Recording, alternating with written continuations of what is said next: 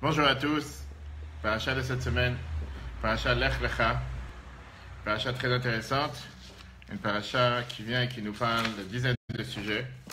Et on va s'arrêter aujourd'hui sur un des sujets qui dérange et que beaucoup de personnes demandent la question: comment se fait-il que les patriarches, en commençant par Abraham cette semaine, n'ont pas tout fait pour sauver leurs femmes de leur ravisseur? On voit dans la paracha comment Sarah elle a été capturée, comment Sarah elle a été enlevée. On verra aussi avec Yitzhak. Et c'est vrai que dans la paracha, on parle de tellement de sujets en général. Et il y a soit le sujet que Dieu est parti voir Abraham, soit que Dieu lui a demandé de quitter son pays natal, soit le sujet avec lequel Dieu lui a pas seulement demandé de quitter son pays, mais d'aller en Israël, où était destiné d'avoir toutes les bénédictions. Et finalement, la guerre des 5 mois, on va en parler. Pas seulement qu'il n'a pas eu toutes les bénédictions, mais malheureusement, il a eu la famine, il est obligé de repartir en Égypte, c'est sur ça qu'on va s'arrêter aujourd'hui. Mais le problème principal sur lequel on va s'arrêter, une merveilleuse leçon pour la vie de chacun d'entre nous, qui est ce qui nous dérange, c'est qu'à l'apparence, Abraham ne s'est pas intéressé ou ne s'est pas occupé de sa femme. Ce qui veut dire, entrons d'abord dans le sujet.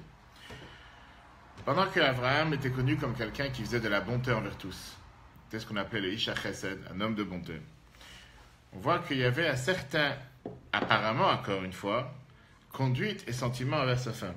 On voit que quand il y a eu une situation de stress ou une situation de difficulté particulière, à la place de s'occuper de sa femme, Abraham il a décidé de s'occuper de soi-même, de se sauver soi-même et de laisser sa femme se débrouiller toute seule.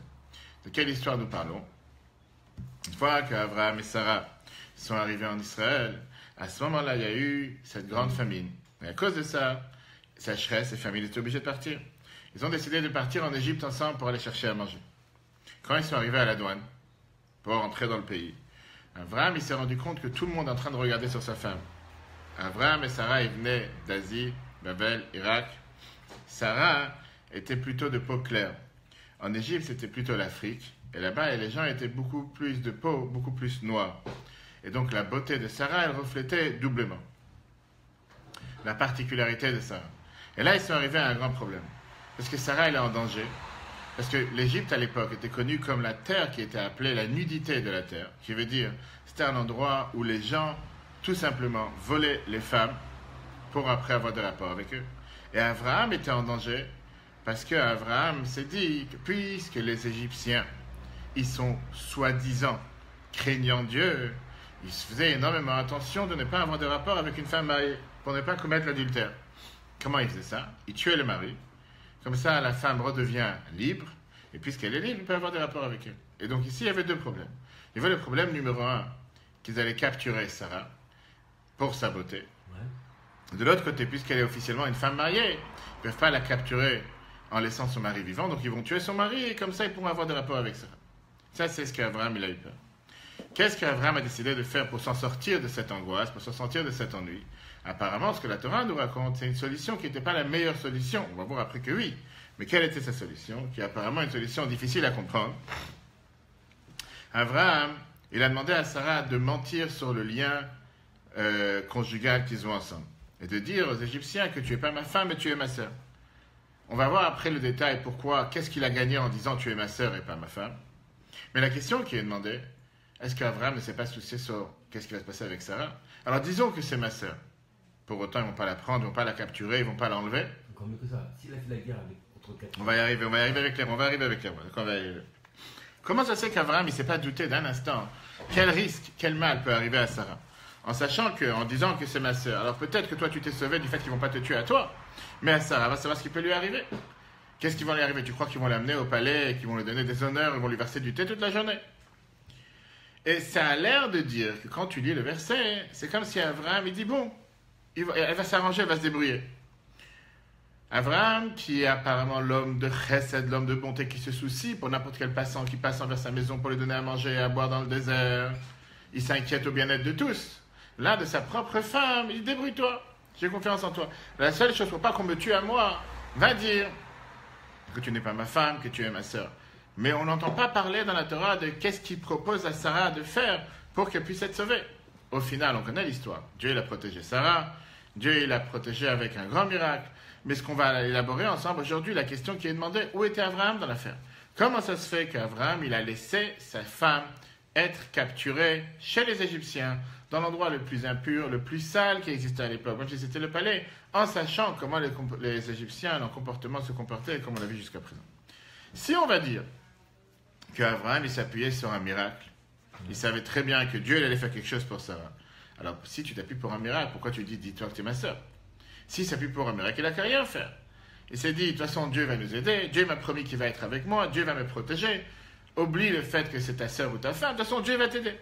Et c'est la question que pose Don Yitzhak Abarbanel, un des plus grands commentateurs du Chumash, au début du chapitre 12, regarde dans le premier verset. Le mamar Abraham le Sarah, dans ce que Abraham il a dit à Sarah, Imrina achotiat, dis de grâce que tu es ma sœur, afin que moi on me fasse de la bonté, que moi je ne vais rien perdre grâce à ça. En deux mots, qu'il ne va rien m'arriver. Mi Ishama, alors regarde comment il formule la question. Qui est cet homme de qualité chez Yifra Bachaim qui choisit sa propre vie, Imkalon Nimraz Kaza, avec une telle honte? En deux mots, tu jettes ta femme dans la cage de lion et tu te dis, moi je me suis en sorti. Et ta femme? Yevakesh To'el et Ve'atava, il cherche à avoir son propre bien et s'en sortir de l'affaire. Biot Ishto Mezana et Macherim, quand sa femme est en train de commettre l'adultère avec les autres. Ça n'a pas de sens. Veyoter Raoui, Aya, ça aurait été plus apte chez Yifra Bemavet de choisir la mort, le Vilti à Sot Novella, que de faire une telle abomination. Et donc, ça, c'est la question que Yitzhak Abarbanel nous demande. On n'est pas arrivé encore à la réponse, mais on essaye de comprendre qu'est-ce qui se passe. Comment Abraham a pu agir de la sorte en faisant croire que tout va bien, alors qu'on sait très bien que Sarah chez Pharaon, c'est pas le paradis sur terre. Et au moins, moi je m'en sors. Moi je resterai en vie. Ce qui se passera avec ma femme, que j'en ai à faire. Débrouille-toi, Dieu va t'aider, Dieu sera pour toi. Apparemment, ça n'a pas de sens. C'est quelque chose qui est tellement loin de la logique, loin de la confiance. C'est quelque chose qu'il faut quand même comprendre et c'est ce qu'on va s'arrêter aujourd'hui. Ok. On a la deuxième optique, deuxième manière de voir les choses, qui est de dire qu'Abraham, il s'est dit, je ne pourrais pas faire face à leurs bêtises, je ne pourrais pas faire face à leur violence. C'est des gens qui sont tellement mauvais, je ne pourrais pas m'en sortir. Parce qu'Abraham, il était peut-être toutes les autres choses, sauf un peureux. Il n'a jamais pris des décisions en fonction des dangers qui allaient arriver. Il a toujours été au-dessus du danger. Abraham était totalement dédié à sa femme Sarah. Pas seulement qu'il était dédié à sa femme Sarah, c'est dur de croire qu'à un moment où elle risque de se faire capturer, il la laisse s'abandonner pour dire que quoi? Que puisque de toute façon, moi j'ai toutes les forces, moi je vais me débrouiller pour moi et toi, débrouille-toi. Ça n'a pas de sens, c'est pas logique. Mais regardons dans les détails. Abraham n'est pas un peu heureux pour la première fois dans la paracha de cette semaine, on nous parle de ce que tu dis jusqu'à présent, la guerre des rois. La guerre des 9 empires qu'il y avait dans le sud, dont les 5 rois qui sont partis se battre contre les 4 autres rois. Les 4 rois ont gagné, ils ont conquéri la ville de Sodome. À l'intérieur, il y avait Lot, qui était le neveu d'Abraham. Abraham n'a pas hésité, même si c'était une guerre contre des rois. Il est sorti avec Eliezer contre ces 4 rois qu'ils avaient déjà conquéris, qu'ils avaient déjà battu 5 rois. Et il a réussi à enlever son neveu de ses captureurs. Deuxièmement, quand on parle d'Abraham en soi, Abraham était totalement donné, totalement dédié à Sarah, sans limite. Ils étaient mariés pendant des dizaines d'années. Ils ont passé tellement d'épreuves ensemble, de toutes les sortes. Le plus grand endroit dans lequel la Torah nous fait allusion à l'honneur et à l'amour qu'Abraham avait envers Sarah, c'est la paracha qu'on va voir quand il cherche à enterrer sa femme. Il cherche à l'enterrer dans l'endroit le plus important du monde. Pas seulement qu'il cherche à l'enterrer dans l'endroit le plus important où est enterré Adam et Ève. Il va payer pour cet endroit qui est la cave des patriarches. Il va payer avec tellement d'argent, une somme astronomique, juste pour donner les honneurs que sa femme Sarah mérite. Où tout d'un coup a été voilée, disparue, la force d'Abraham quand ils sont arrivés en Égypte. Où a disparu cette puissance? Pourquoi tout d'un coup il n'a pas fait pour Sarah ce qu'il avait fait pour son neveu? Quand Lot a été capturé par ces 4 rois, Abraham n'a pas hésité à sortir à la guerre et il a réussi à reprendre Lot de chez ses ravisseurs. Comment ça se fait que quand ça arrive à Sarah, il n'a pas dit « Celui qui ose s'approcher de ma femme, celui qui ose toucher à ma femme, va savoir qu'est-ce qui peut lui arriver, il ne va plus voir le jour. » Ça, c'est la question que Ramban Nachmani demande. Regarde dans le deuxième texte, deuxième paragraphe. Et Ramban te dit, Veda, sache une chose, qu'Avraham Avinu Chatachet Gadol, il a fait une grande faute, une grande erreur, Bishgaga, involontairement. Sheivid, Chto Atzedeket, en amenant sa femme, la pieuse, Bemirshol Avon, en essayant de la faire tomber, Mipne Etzem Mipne pachado, à cause de sa peur. Penya Géo, de peur qu'il va se faire tuer. Ayalo, Liftor, Bachem, il aurait dû avoir confiance en Dieu. Chez Yatziloto, qui le sauve, et Tishto avec sa femme. Gam, et le fait même qu'il est sorti de la terre d'Israël en Égypte. Mipne Arav, à cause de la famine. Achar, Shenetztave ala Bitrila, alors que Dieu l'avait ordonné de voyager vers Israël. Avant, Asher Chata, c'est une faute qu'il a commise. Ki Elokim, Berav, Yivdenu Memavet. Parce que Dieu, en le voyant, qui est dans la famine, il va le sauver de la mort. Il n'aurait pas dû jamais partir. Donc d'après Ramban, au départ, les questions qu'on se pose, ce sont des questions dures. C'est-à-dire que d'après Nachmanide, effectivement, la conduite d'Abraham ici, c'est une erreur. Et il te dit que justement, ce sort d'erreur a entraîné une autre erreur. Le fait qu'il est parti en Égypte, c'était première faute, parce que Dieu l'a envoyé en Israël, et là, comme il a eu la famine, il s'enfuit en Égypte. Et de là, il a eu la deuxième erreur, qu'il a manqué de soucis pour sa femme. Et en arrivant à la douane, en sachant que sa femme risque de se faire capturer, à la place, il dit à sa femme, toi, débrouille-toi, et moi, fais en sorte que moi, je suis protégé par ça que tu vas dire, que moi, je ne suis pas ton mari, je suis ton frère. C'est très dur de croire une chose pareille. Même si on vient de voir le Rabanel, le Nachmanide. Pourquoi? Parce que la Mishnah de Maxime de nos pères, quand elle nous parle des 10 épreuves qu'Abraham il a eues, elle nous dit qu'une des épreuves, c'était l'épreuve qu'il est sorti en Égypte, et la Mishnah nous dit qu'Abraham, Amad Bekulam, il a réussi à surmonter toutes les épreuves. Donc la Mishnah ne considère pas un instant que le fait qu'il est parti en Égypte, c'était quelque chose de mal. Au contraire. Deuxièmement, oublie cette histoire de cette semaine. On voit que plus tard, Abraham recommence encore une fois la même histoire. Le même épisode avec sa femme. Pas seulement lui, son fils, Yitzhak, recommence encore une fois la même histoire avec sa femme qui s'est fait capturer, etc.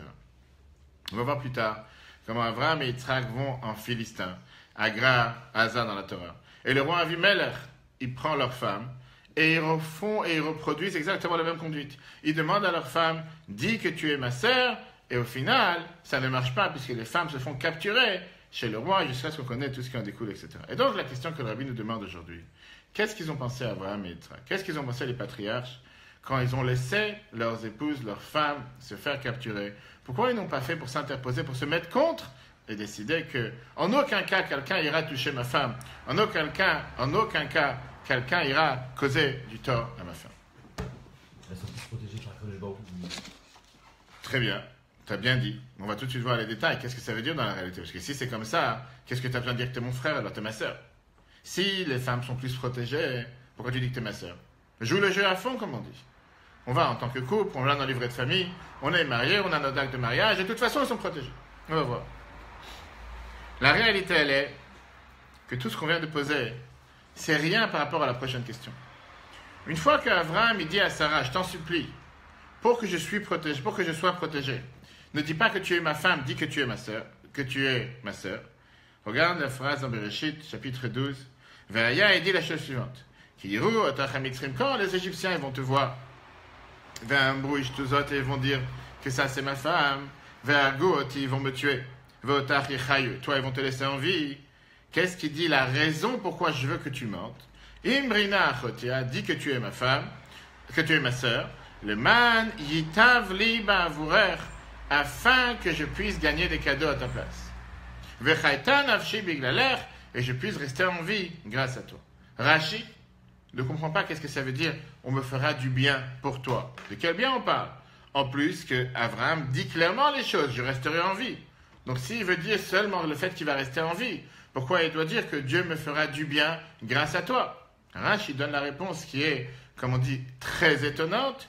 Rashi juste après le man yitavli ba'avurer, yitnu li matanot. Je recevrai des cadeaux. Le fait qu'on va te capturer en tant que ma sœur, automatiquement, moi, je vais m'enrichir sur ton dos. Pas seulement tu vas te faire violer, pas seulement tu vas te faire capturer, pas seulement ce qui va se passer avec toi dans ce palais, j'en ai absolument rien à faire, mais en plus de ça, je vais gagner des cadeaux sur ton compte. Ça veut dire que pas seulement qu'il ne fait rien pour protéger sa femme, mais il pense à l'argent. Il dit à Sarah, qu'est-ce qu'il est en train de lui dire? C'est sûr. Proxénète, si tu veux, à l'époque. Il dit à Sarah que quoi? Que moi, je suis sûr que toi, tu vas t'en sortir. Et je suis sûr qu'on va devenir très riche. C'est-à-dire qu'au moment où sa femme risque de se faire capturer, au moment où on risque de séparer lui de sa femme et l'emmener chez le roi d'Égypte, la seule chose à quoi il pense, les cadeaux que je vais recevoir après. C'est une énorme question, surtout qu'on sait qu'Abraham, ce n'est pas une personne à qui l'argent parle. Abraham, ce n'est pas quelqu'un que l'argent... Au contraire, Abraham, c'est quelqu'un qui a fait une tente dans le désert, qui donnait à manger gratuitement à tous les passants, à tout celui qui remerciait Dieu. La Torah nous raconte que quand Abraham est revenu de la guerre des rois, le roi de Sodome, il lui a dit « Tenli anafesh v'arechush kechlach » Donne-moi les âmes, donne-moi la personne de Molot, laisse-moi capturer ton neveu, et moi je te donne toute la richesse que tu veux sur terre. Et qu'est-ce qu'Abraham il a répondu? Lo ekar michut atzrochnal. Je ne prendrai même pas un lacet de chaussures, même pas un fil de vous. Pas besoin de votre argent. C'est pas l'argent que je cherche pas du tout l'argent. Je cherche à avoir l'âme, je cherche à avoir l'âme. Si c'est quelqu'un qui aurait été quelqu'un qui court derrière l'argent, il aurait dit, ah, tu veux me donner des trésors? Donne-moi des trésors. Avec grand plaisir. On est bien obligé de dire que la conduite d'Abraham et Yitzhak, ça a un rapport original, important, particulier envers leurs femmes, pas seulement pour eux, mais une leçon qu'on doit comprendre pour nous aujourd'hui. Une leçon richissime par rapport à la conduite qu'on doit avoir envers nos femmes, celui qui a la chance d'être marié, et la conduite dans le couple en général. Tout d'abord, essayons de voir ensemble entre la Babanel, qui est d'Espagne, et le Rav Ovadia Sforno d'Italie, les deux commentateurs du Chumash, qu'eux, ils te disent une analyse très simple. Abraham, il cherchait ici à gagner du temps. Il avait un complot, comment s'en sortir de l'histoire. Il n'a pas pensé un instant d'abandonner sa femme, seulement il voulait avoir un pourparler, d'essayer de commencer à faire ce qu'on appelle les différentes discussions, les différents traités, pour pouvoir s'en sortir après créer un complot, comment s'enfuir d'Égypte. D'où on le sait, du fait qu'il a dit, dis que tu es ma sœur. On a dit tout à l'heure, c'est quoi cet argument de dire que tu es ma sœur à la place de ma femme? Abraham, il aurait pu dire clairement, je suis son frère. Pourquoi on doit dire, dis que tu es ma sœur? C'est plus long. C'est plus haut. C'est plus long. Plus long. Une seconde. Si il aurait voulu justement montrer qu'il n'a aucun rapport avec Sarah, il aurait pu dire, je suis son chauffeur, je suis son Uber, je suis son carrossier, je suis son taxi. Va savoir, il aurait pu vendre autre chose. Quel rapport à dire avec sa sœur? Abraham savait très bien qu'à l'époque, la coutume était que celui qui essayait de faire en sorte que sa sœur se marie, c'était grâce au frère. Le grand frère. On est en Égypte. Vous savez que quoi? Qu'à l'époque, grâce au frère, on essayait d'arranger, de trouver quelqu'un pour sa sœur. D'où on le sait, deux preuves que la Torah nous raconte. D'abord avec Eliezer. Quand Eliezer il arrive dans quelques semaines pour aller chercher Rivka pour Yitzhak, la Torah nous dit qu'avec qui il discute? Il ne discute pas avec les parents, il discute avec le frère, Lavan. Il n'est pas parti discuter avec Bethuel, avec Milka. Première preuve. Deuxièmement, quand Shrem, le fils de Hamor, il veut après prendre la fille de Yaakov, Dina, chez lui à la maison, avec qui il discute? Pas avec les parents, Yaakov et Léa, mais il discute avec les frères. Exact. Donc qu'est-ce qu'on voit? Que le plan qu'Abraham il avait ici par rapport au mariage de Sarah, il s'est dit c'est très simple, vous voulez vous marier avec Sarah, c'est ma sœur. Pourquoi c'est ma sœur? Puisque je suis le frère, automatiquement je vais vous arranger le mariage. Venez, on commence à débattre ensemble, combien d'argent vous allez mettre sur la table, qu'est-ce que vous allez lui offrir après le mariage. Et en réalité, qu'est-ce qu'il cherchait avec ça? Se créer le momentum, se créer le moment dans lequel il va pouvoir s'enfuir, comme on va pouvoir repartir d'Égypte. Donc on le sait encore une fois, comme je t'ai dit, la Babanel et le Sforno. Regarde le chiffre 2. Le même Babanel, si tu te rappelles, que tout à l'heure, il a insulté Abraham. C'était la question, il dit comment est-ce possible qu'il a abandonné? Il t'explique que c'est pas du tout abandonné, c'est beaucoup mieux que ça. Kacher, Thomas, Sheikh, quand elle dira que tu es ma femme, que tu es ma sœur, et qu'avec l'Echad, tout le monde va espérer, chez Askim, le Tita, le Leisha, les Dématanot, que grâce aux cadeaux qu'ils vont être prêts à donner pour pouvoir l'épouser comme épouse, l'Oyagou, ils ne vont pas le tuer. C'est lui, si tu veux, aujourd'hui, qui est l'envoyé spécial pour aller faire les pourparlers, les échanges, pour signer le traité de mariage. Qui archou, parce qu'ils vont penser, chez les Kachevioua. On dit, on n'a jamais vu une femme si belle, on n'a jamais vu une femme avec une peau si claire dans notre pays. Donc certainement, c'est la raison pour laquelle il l'a amenée en Égypte, pour pouvoir la marier avec un des hauts dignitaires du pays. L'Echad ben Ebradeharetz. Vechachav Avram. Avram, il s'est dit, chez l'Oïkrou, putain, ils ne vont pas la prendre tout de suite, on ne fait pas un mariage en une journée. Avoir le temps de discuter avec la famille, c'est lui. Et là, ils vont pour parler avec lui, ils vont commencer à débattre avec lui sur qu'est-ce qu'on va payer, qu'est-ce qu'on va gagner pendant un long moment.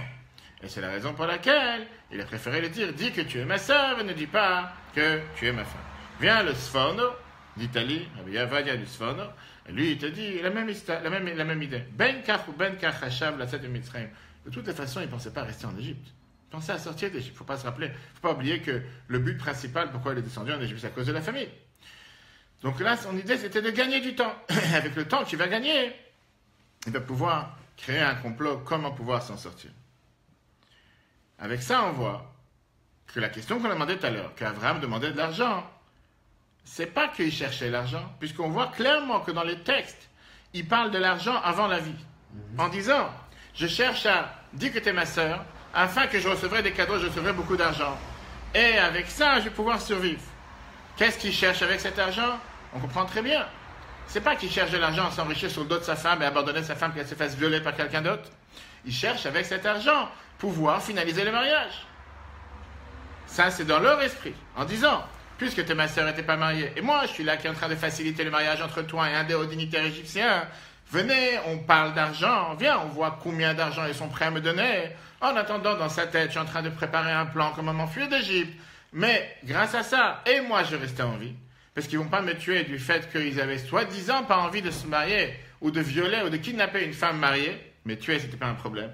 Donc le fait que je suis marié, le fait que je ne suis pas marié, le fait que je suis ton frère, toi tu es ma sœur, automatiquement, moi je vais rester en vie. Toi, tu vas peut-être tomber dans leurs mains, mais t'inquiète pas, je suis en train de préparer un plan, comment t'en sortir. Et en attendant, on va faire comme si on est en train de chercher à te marier en voyant quel cadeau on va donner, etc. C'est une très belle explication, encore une fois, le rabbi te dit, du Ababanel et du Sforno, mais il manque quelque chose. Pourquoi il manque quelque chose? Parce qu'au final, disons qu'on joue à cette pièce de théâtre aujourd'hui ensemble. On est à la frontière, avec ma femme.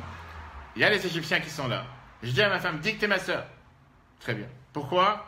Tout ce qu'on vient d'expliquer. Mais au final, ils vont dire, il n'y a pas de souci, monsieur. En n'importe quelle langue ils vont parler. Ils vont dire, on va commencer à discuter. En attendant, ils vont l'amener au palais. Ils vont l'amener chez Pharaon. Et la réalité, elle est que le plan, c'est ce qui s'est passé réellement. Ils ont pris Sarah de force. Ils ont pris Sarah, avant même qu'ils commencent à pourparler avec eux, soi-disant pour ce faux mariage. Et la question revient qu'on a demandé au départ, que le rabbi nous demande.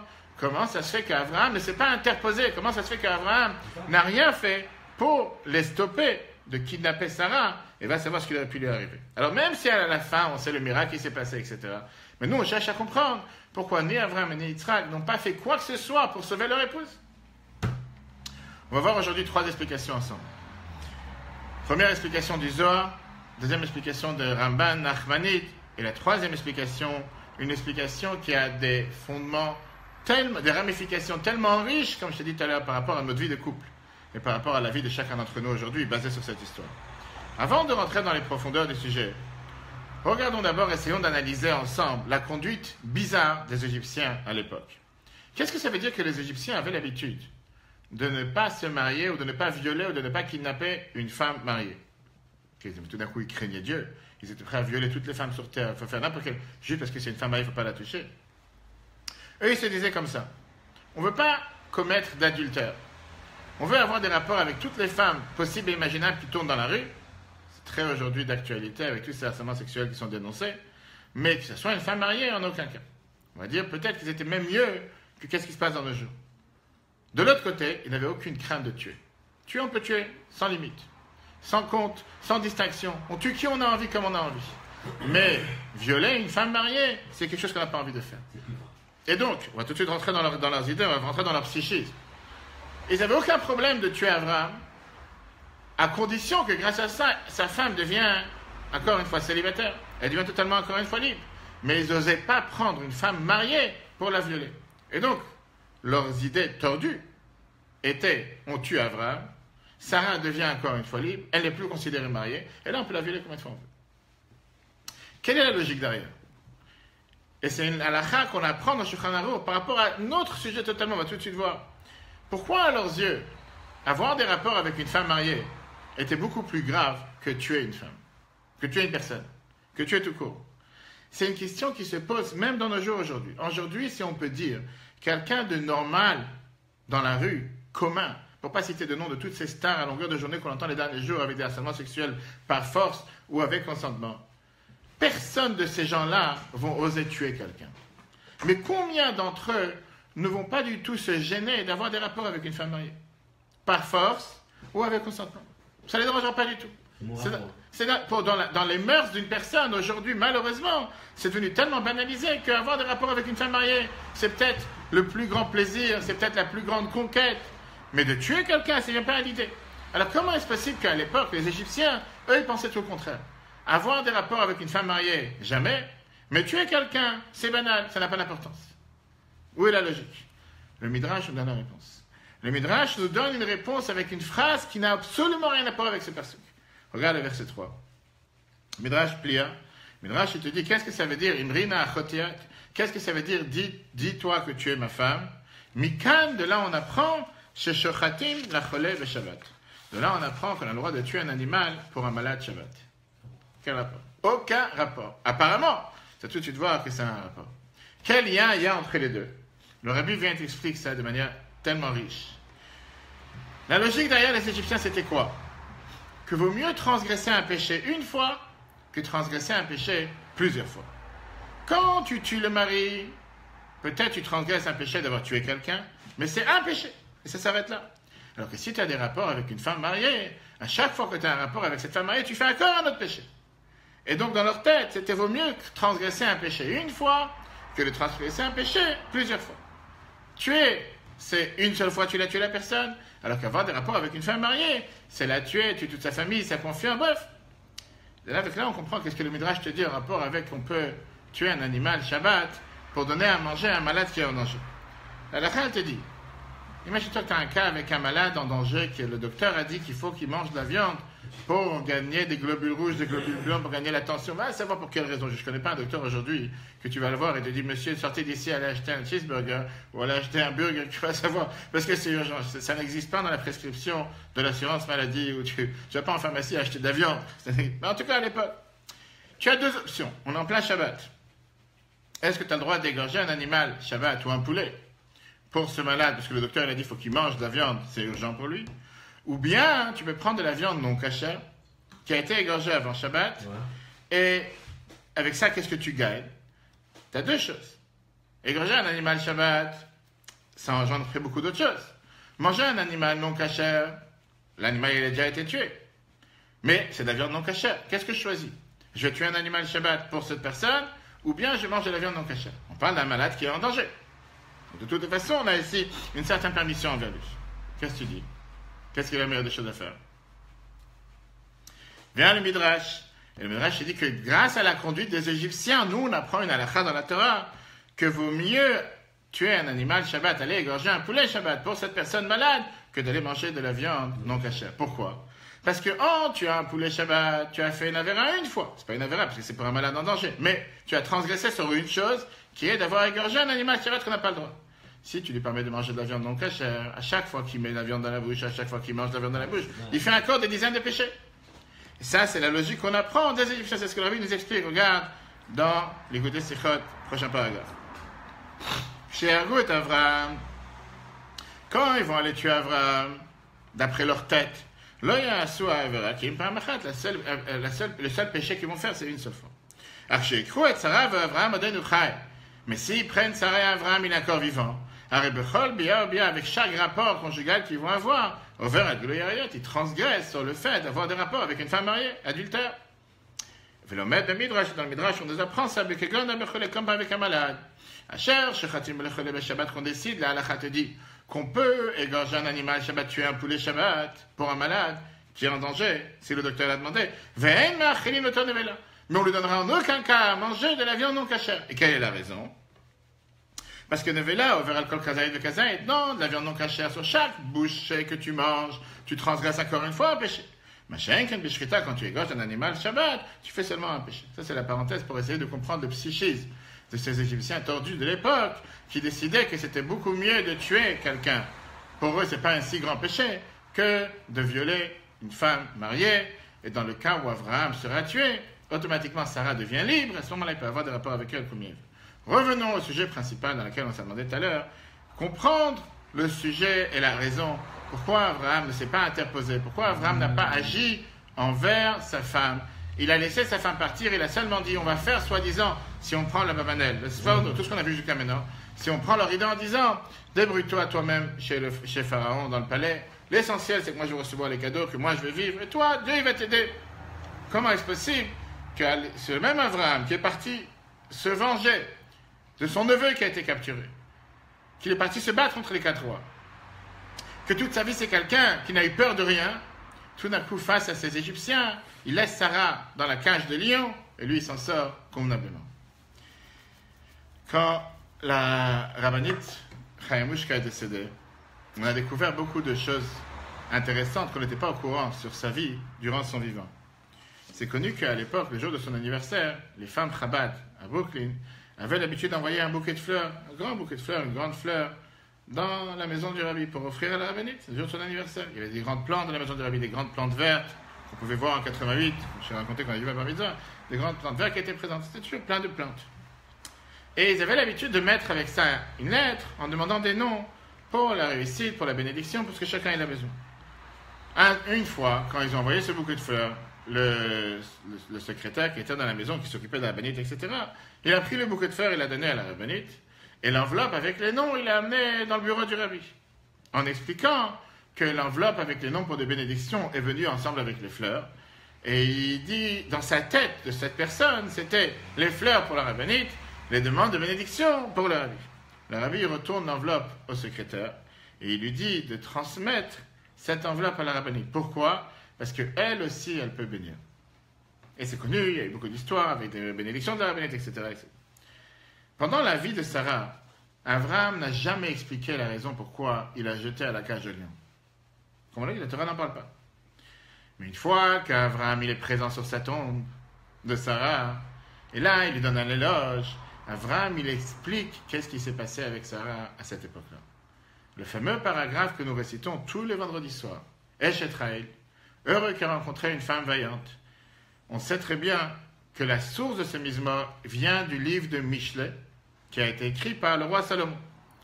Shlomo HaMelech a écrit ce psaume, ce chapitre, qui nous parle de toutes les qualités de la femme vaillante, de la femme vertueuse, toutes les qualités qu'on donne à une femme juive, une mère juive, etc. Mais le Midrash nous dit que ce n'était pas le roi Salomon qui a fait ce paragraphe. Ce paragraphe existait beaucoup avant le roi Salomon. Le roi Salomon l'a mis dans le livre de Mishlei. Regardons d'abord le texte que nous disons tous les vendredis soirs. On te dit Eshet Raël, mi yimtza, on te parle ici en langage du passé. Qui peut trouver une telle femme? On parle bien sûr d'une femme qui n'est plus en vie, parce que si elle est en vie, tu peux dire qui peut trouver aujourd'hui, pas au passé. Deuxièmement, on continue en disant elle lui a fait du bien et pas du mal tous les jours de sa vie. Kol yemechayer. Si elle est vivante, pourquoi tu parles comme ça? Après, on dit qu'elle avait la beauté, elle avait la gloire, avec laquelle elle était habillée toute sa vie jusqu'à son dernier jour. Son dernier jour, ça veut dire que tu parles d'une femme qui n'est plus présente. Le Midrash nous dit que ça, c'était l'éloge qu'Abraham, il a dit sur Sarah, sur sa tombe. Comme la Torah nous dit clairement, qu'Vayavo Abraham l'ispod de Sarah velifkota, qu'Abraham, il est venu pour donner un éloge sur Sarah, pour pleurer sur sa tombe. Et déjà, au premier verset de ce paragraphe que nous lisons tous les vendredis soirs, Abraham donne la réponse à ce qui s'est passé en Égypte. Regarde le Tantruma, chapitre 4. Eshet Raël Meyim Tsareux, qui a rencontré une femme vaillante. Almin Emouadvarim, sur qui a été dit ces paroles? Le fils chez Katouv, le Maala, c'est écrit avant, c'est écrit plus tôt. Vayavo, Abraham, il est venu à Abraham, l'ispod de Sarah, velifkota, qu'Abraham est venu pour pleurer sur Sarah et pour donner un éloge. Il a commencé à pleurer et donner un éloge sur sa femme. Eshet Raël Meyim Tsareux, qui est capable de trouver une femme vaillante, une femme vertueuse? Ça, c'est Sarah. Batar Ba'alev Ba'ala, regarde bien cette phrase, a eu confiance en elle, le cœur de son mari, d'où je sais, chez Nehemar, la paracha de cette semaine, Imrina Chotiyat, le man itavli ba'avurech. Le fait qu'Abraham a dit clairement, dit que tu es ma sœur et grâce à toi, moi, je vais pouvoir m'en sortir. Gmalat Utov et Laura lui a fait du bien et pas du mal, d'où on le sait. La Torah te dit après, dans la même paracha, où l'Avraham etiv ba'avura, qu'Abraham a eu du bien et du bienfait et des cadeaux et des mérites grâce à sa femme. Après, elle a cherché à faire la différence entre le lin et le coton. Ça, c'est Yitzhak et Ishmaël. Elle se levait au milieu de la nuit. C'est ce que la Torah nous dit qu'Abraham, il se levait toujours tôt le matin, comme il est parti pour le sacrifice d'Yitzhak. Et bref, on n'a pas le temps aujourd'hui de parler de tous ces chapitres que nous disons tous les vendredis soirs chacun. Mais au final, d'après les Midrash, c'est ce qu'Abraham a dit comme éloge sur sa femme Sarah. Au moment de l'enterrement de Sarah, Abraham, il explique sa conduite. Pas seulement qu'il explique sa conduite, il nous donne ici une leçon de vie pour chacun d'entre nous en tant que couple, encore une fois basé sur l'enseignement de la vie. Comment nous devons vivre, comment nous devons agir envers notre épouse. Abraham, il vient et te dit que dans le monde, dans la manière comment les gens ils conçoivent les choses, les femmes sont les faibles et les hommes sont les forts qui doivent protéger les femmes. Et c'est la manière comment le monde regarde les choses. Dans la vision d'Abraham, là, c'était totalement différent. Abraham, il vient et te dit, Batarba, lève Baala, j'ai confiance en ma femme. Que dans elle, son mari avait confiance. J'ai jamais eu besoin de protéger ma femme Sarah. Ou bien au contraire, je lui ai demandé à elle de me protéger. Comme si c'est Sarah la plus forte, moi j'ai la plus faible. Abraham dit que moi j'étais sûr que dans la famille, dans la maison, s'il y en a un qui a des mérites positifs, s'il y en a un qui a le plus de mérites, c'est ma femme et c'est pas moi. C'est grâce à elle que moi j'existe. C'est grâce à elle que moi je puis survivre. Pas grâce à mes mérites. Apparemment, c'est quelque chose qui est une révolution, parce que la vérité, elle est que quand tu regardes tout le Chumash Bereshit, c'est quelque chose qui est flagrant. Comment les Imaot, tous les matriarches, sont beaucoup plus élevés, sont un piédestal beaucoup plus important que tous les patriarches. Regardons rapidement. Ça peut ne pas plaire à beaucoup d'hommes. Quand Abraham il débat avec Sarah, comment éduquer son fils Yitzhak, Dieu lui dit à Sarah, Dieu dit à Abraham, tout ce que ta femme Sarah te dit, tu devras écouter. Dans l'histoire humaine, ça n'a jamais existé une telle phrase féministe comme la phrase que Dieu dit à Abraham. Pas seulement pour l'éducation, pas seulement où habiter, pas seulement dans tout ce qui est où placer son argent. Dans n'importe quelle chose que ta femme elle te dira, tu devras écouter sa voix. Rachi nous explique. De là, on apprend qu'Abraham était plus bas que Sarah dans tout ce qui est la prophétie. Elle voyait beaucoup plus loin que lui. Elle avait une intuition spirituelle beaucoup plus élevée que lui. La sainteté de Sarah n'était pas seulement au niveau de prophétie, mais on voit ça concrètement. Le Midrash nous raconte que dans la tente de Sarah, il y avait toujours les 3 fameux miracles. Il y avait cette colonne qui entourait la tente toute la semaine. Il y avait la bracha dans la pâte, on sait toujours ce que ça veut dire. Il y avait les bougies de Shabbat qui étaient allumées d'un vendredi à un vendredi. Le pire, c'est qu'une fois que Sarah est décédée, tous ces 3 miracles ont disparu. Où est Abraham dans l'affaire? Abraham, il n'a pas de mérite. Malgré qu'Abraham a continué à allumer les bougies de Shabbat dans la tente. La bougie n'a pas brûlé d'un vendredi à vendredi. Seulement quand la prochaine matriarche est venue, qui était Rivka, qui est rentrée dans la tente, la Rashi nous dit qu'en rentrant dans la tente de sa mère Yitzhak, quand il l'a amené dans la tente de sa mère Sarah, les miracles sont revenus. On parle d'une fille de 3 ans qui a mérité à faire revenir des miracles qui n'ont pas existé ni pour Abraham ni pour Yitzhak. La puissance importante des matriarches du peuple juif qui étaient déjà depuis leur naissance. Dans la génération d'après, on a posé tout à l'heure la question que ça s'est reproduit avec Yitzhak et Rivka. On voit clairement comment Rivka est beaucoup mieux qu'Yitzhak. D'où on le sait, Rivka est capable de décider quel enfant est apte à recevoir les bénédictions plus que l'autre. Yaakov, il s'enferme dans les champs, et au final, c'est qui va donner la fondation de tout le peuple juif? Les matriarches qui vont élever les 12 tribus. Il vient le Zohar, il nous dit c'est la raison pour laquelle Abraham, il avait de quoi se soucier. Parce qu'Abraham, il se disait, moi tout seul, je ne suis pas sûr de m'en sortir. Mais grâce à ma femme, grâce à Sarah, j'ai quelqu'un qui me protège parce que je sais qu'il y a quelqu'un qui la protège. Et donc moi, j'ai besoin d'avoir une protection, mais Sarah, je n'ai pas besoin de la protéger. Sarah, elle est protégée. Abraham était capable de voir l'ange qui accompagnait sa femme dans chaque endroit. Au contraire, on voit que pas seulement qu'Abraham ne se soucie pas de protéger sa femme, il demande à sa femme de le protéger à lui. En disant que tu es ma sœur. Et ce qu'on a dit tout à l'heure, il n'a pas dit je suis ton frère. Dis que tu es ma sœur. Parce qu'Abraham voulait nous faire remarquer le point principal ici qui est que toi tu me protèges, pas que moi je te protège. Abraham voulait s'appuyer sur les mérites de sa femme. Regardons dans le Zohar, dans les paragraphes du 4. Il a vu qu'il y avait un ange qui marchait avec elle. Alken, le chachash Abraham, il n'a pas eu de la crainte sur sa femme. Et la il craignait seulement sur lui-même. Il ne voyait pas d'ange marcher avec lui, il voyait un ange seulement avec elle. Ve'amar, il a dit, Yishmura, elle est protégée, moi je ne suis pas protégé. Et donc, c'est pour ça qu'il lui a dit, Ibrina, Chotia, dis-toi que tu es ma femme, ma sœur de grâce. Le man, il t'a voulu afin qu'on me fasse du bien. Vayat Saïch Lomar, il aurait dû dire, Yeti voulu qu'on nous fasse du bien. Pourquoi il a dit qu'on me fasse du bien? Parce qu'il a dit, Yetavli, qu'on me fasse du bien à moi. L'ange qui va avec toi, tu es déjà protégé. Je n'ai pas m'inquiéter pour toi. Pour moi, je dois m'inquiéter. Ok. De là, le Zohar, il apprend un enseignement énormément important que le Rabbi ramenait dans beaucoup de lettres. Abraham a reçu beaucoup d'argent grâce à sa femme. Le Rabbi déduit de là que la parnassa d'une personne dépend de sa femme. Plus une femme elle est contente dans la vie de couple, plus la bracha règne dans la maison du niveau matériel. Regarde ce que le Zohar a été dit. Samach Avraham al-Sruta, Avraham s'est appuyé sur ce mérite. Chez Biglala, que grâce à elle, Yarviach, mon ami, va gagner l'argent des nations. Sharem Amon, Zocher Adam Biskotishto. L'argent, quelqu'un, il mérite grâce à sa femme. Chez Noémar, le Zohar te dit, Baïtvon, Chalat Avat Umachem, Esham Eskelet, Mish Ezoche, Besham Esakel, celui qui mérite d'avoir une femme intelligente, une femme qui sait comment se comporter. Zoche Becholelu, il mérite, il regarde, il gagne tout ça. Regarde la Gemara Baba Metzia, page 59. En Bracha Metsuya Betorbeto chez la dame, la bénédiction ne se trouve dans la maison de l'homme. Elle a béjoui les ch'tos seulement grâce à sa femme. Chez Neymar, comme c'est écrit dans la paracha de cette semaine, où l'Avram et Tiv Ba'avura, que Dieu il a si bien comporté avec Avram, il a sauvé grâce à elle. Et c'est ce que Rabba il disait, Obnei Marchouza, Kabdou et Neshatechem, honorez vos femmes, que Desh et Titashku afin de devenir riches. Ok, ça c'est les heures. Et c'est pour ça qu'on a dit tout à l'heure que le Rabbi à plusieurs reprises avait l'habitude, pas seulement de parler sur ce point important de comment faire attention à nos femmes, comment faire attention à leur honneur. Donc si jusqu'à présent on pensait qu'Avraham avait abandonné sa femme et qu'il l'a jetée dans une cage au lion, on est loin de tout ça. Viens le Ramban et continue à te dire la chose suivante. Même si Avraham, parce qu'on a dit tout à l'heure que le Ramban disait qu'il a fait une grosse faute, il n'aurait pas dû agir comme ça, d'après tout ce qu'on vient d'expliquer, ça n'a pas de sens. Il a bien fait. Ramban vient et te dit qu'au final, Avraham était l'envoyé de Dieu pour agir de la manière comme il a agi, pour envoyer Sarah dans la maison de Pharaon. Dieu avait ici tout un plan de punir Pharaon, de punir Avimelech. Il fallait que ça passe par le fait que Sarah elle passe par là-bas. C'est vrai que ça n'a pas de sens, mais on voit ça dans la paracha Shemot, quand on voit que Pharaon il a décrété que tous les garçons qui vont naître, il faudra les jeter au fleuve et tous les filles, il faut leur faire vivre.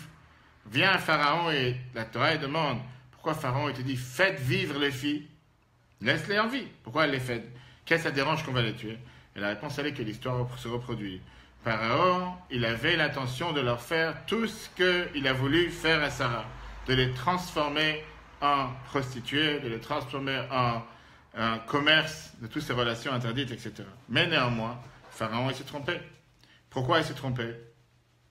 Parce qu'autant on a beaucoup de témoignages sur comment les garçons ont été tués, on n'a aucun témoignage d'aucune femme qui a fait vivre les filles, qui a essayé de les éduquer en tant que prostituées ou leur donner la culture égyptienne. On sait très bien ce que la Torah nous raconte, qu'au contraire, la force qu'on a reçue, c'était de Sarah. C'est quand Sarah elle a été jetée dans la cage au lion, elle a réussi à s'en sortir. Par ça que le roi n'a pas pu s'approcher d'elle, n'a pas pu rien lui faire. C'est la force qu'il a donnée à ses petites filles. On voit Shifra et Poua, c'était Myriam et Yocheved, qu'eux aussi se sont occupés des filles juives en Égypte, et que rien de mal aurait arrivé. Et là, le Ramban nous répond à ce qu'on a posé tout à l'heure la question, est-ce qu'Abraham, comment il a pu penser à l'argent? Comment il a pu penser au cadeau? Au moment où il est en train de vouloir sa femme, risque de se faire capturer, risque de se faire voler ou violer, comment à ce moment-là il pense au cadeau? Juste un moment, avant que le peuple juif sorte d'Égypte, Dieu a dit au peuple juif, allez demander à tous les Égyptiens tout l'argent et toute l'or, tout ce que vous désirez. Et quel miracle s'est passé? Que les Égyptiens l'ont fait. D'où on a eu cette chose-là, de ce qui s'est passé avec Sarah et Pharaon. Que le but même qu'Abraham, il a dit, grâce à ça, j'aurai des cadeaux. C'est pas de moi que je parlais, c'est de nos descendants. Grâce à ça, qui vont souffrir en Égypte, ils vont sortir avec une grande richesse. Ok. Quel enseignement on apprend de tout ça?